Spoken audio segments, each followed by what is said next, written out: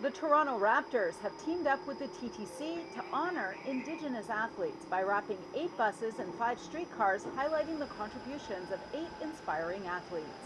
When we look at the calls to action in the Truth and Reconciliation Commission, calls to action 87 specifically says that we should be amplifying the history of Indigenous athletes. And as a sports organization, we connect to that. One of the featured athletes is Tom Longboat from Six Nations of the Grand River, who was the first Indigenous person to win the Boston Marathon in 1907.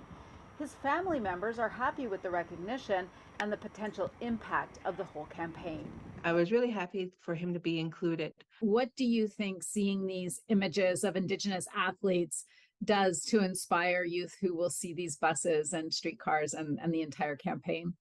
This is an exciting time for Indigenous youth to be able to see the highlights of Indigenous athletes that they may have not known about. There's a really fun interactive component of this campaign where people can actually use their phones and the QR codes on the side of the vehicles and the posters to actually dive deeper and really find out more about these athletes' stories. Those QR codes are there for you to learn and understand and be a part of the journey as a member of our Raptors Nation and as a member of this country. Because we came to find, as we did our own research, there's lots of athletes within the Indigenous communities, First Nations, that have contributed to sports throughout kind of the course of history. So it was hard to select where we start, but hopefully we'll be able to tell many more stories to come.